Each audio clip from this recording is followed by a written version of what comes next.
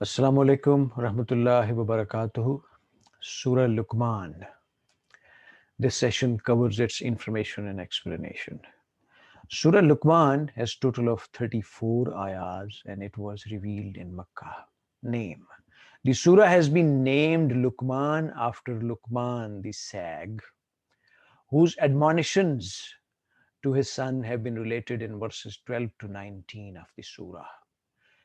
Period of revelation.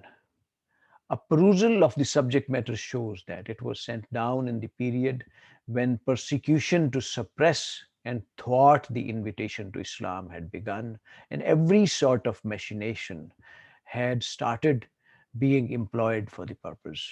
This is borne out by verses 14 to 15, in which the young converts to Islam have been told that although the rights of the parents are the uppermost after the God, they should not listen to them if they prevented them from accepting Islam and compelled them to revert to the creed of shirk and polytheism. The same thing has been said in Surah Al-Ankabut, which indicates that both these surahs were sent down in the same period. A study of the style and subject matter of the two surahs on the whole, however, shows that Surah Luqman was sent down earlier, for some does not see as signs of the antagonism in its background, though contrary to this, while studying Surah Al-Ankabut, one can clearly feel that Muslims were being severely persecuted during the period of its revolution. Theme and subject matter. In this surah, the people have been made to understand the meaninglessness and absurdity of shirk and the truth and reasonableness of Tawheed. And they have been invited to give up blind imitation of their forefathers. Consider with a cool mind the teachings which the Prophet Muhammad, upon whom be Allah's peace and blessings, is presenting from the Lord of the worlds, and with see with open eyes the manifest signs found in the universe around them and in their own selves, which bear evidence to its truth. In this connection, it has also been pointed out that this is not a new teaching which might have been presented in the world or in the land of Arabia for the first time, and with which the people might be unfamiliar. The learned and wise people of the past ages said and taught the same thing which Muhammad, upon whom be Allah's peace, is teaching today.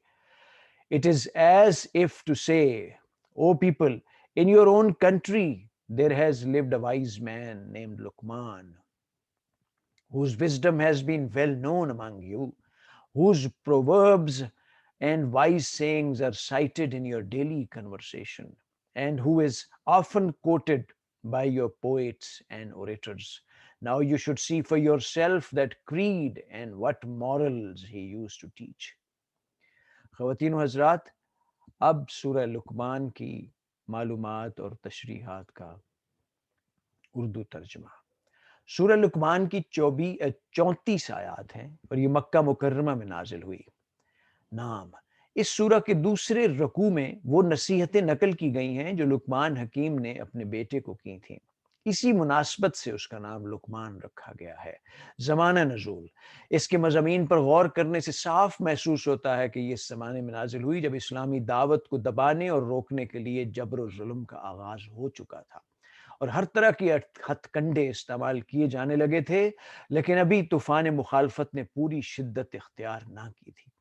اس کی نشاندہی آیت 14 سے 15 سے ہوتی ہے، جس میں نئے مسلمان ہونے والے نوجوانوں کو بتایا گیا ہے کہ والدین کے حقوق تو بے شک خدا کے بعد سب سے نامعنوی بات سورہ عنکبوت میں بھی ارشاد ہوئی ہے، جس سے معلوم ہوتا ہے کہ دونوں صورتیں ایک ہی دور میں نازل ہوئی ہیں، لیکن دونوں کے مجموعی انداز بیان اور مضمون پر غور کرنے سے اندازہ ہوتا ہے کہ سورہ لقمان پہلے نازل ہوئی ہے، اور اس لیے کہ اس کے پس منظر میں کسی شدید مخالفت کا نشان نہیں ملتا، اور اس کے برعکس سورہ عنکبوت کو پڑھتے ہوئے محسوس ہوتا ہے کہ اس کے نزول کے زمانے میں مسلمانوں پر سخت ظلم و ستم ہو رہا تھا۔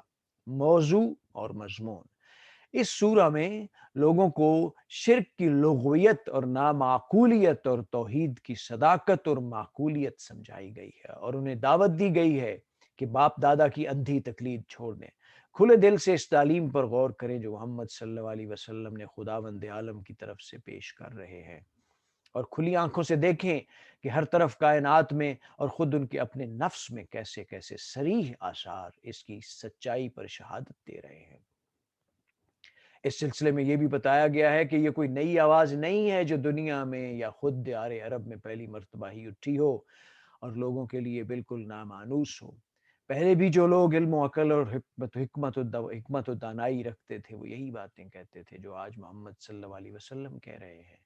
تمہارے اپنے ہی ملک میں لقمان نامی حکیم گزر چکا ہے، جس کی حکمت و دانش کے افسانے تمہارے ہاں مشہور ہیں، جس کی ضرب لامثال اور جس کے حکیمانہ مقولوں کو تم اپنی گفتگو میں نقل کرتے ہو، جس کا ذکر تمہارے شاعر اور خطیب اکثر کیے کرتے ہیں۔ اب خود دیکھ لو کہ وہ کس عقیدے اور کن اخلاقیات کی تعلیم دیتا تھا۔ خواتین و حضرات، یہاں پہ سورہ لقمان کی معلومات اور تشریحات ختم ہوتی ہیں۔ ہم سب کو مل کر اللہ سبحانہ و تعالیٰ سے پوری ندامت اور شرمندگی کے ساتھ دست بدعا ہونا چاہیے کہ اللہ تعالیٰ ہمیں قرآن حکیم کے احکامات، نبی صلی اللہ علیہ وسلم کی سیرت اور احادیث اور سنت کے بارے میں سیکھنے کی خالص نیت اور مقصدیت عطا کرے، اور ہمیں وہ دانشمندی، حوصلہ اور طاقت عطا کرے کہ ہم اس کو اپنے اوپر، اپنے خاندانوں، اپنے معاشروں، ملکوں اور پوری دنیا کے اوپر منوعن 100% نافذ کریں اور سکھائیں لوگوں کو اور پڑھائیں۔ اللہ سبحانہ و تعالی ہمارا حامی و ناصر ہو اور ہمیں وہ سب کچھ عطا کرے جو ہمارے لیے سب سے بہتر ہے۔ خواتین و حضرات، اپنے اہل و عیال اور اپنے پورے ماحول کا خیال رکھیے گا۔ انشاءاللہ اگلی نشست تک اللہ حافظ۔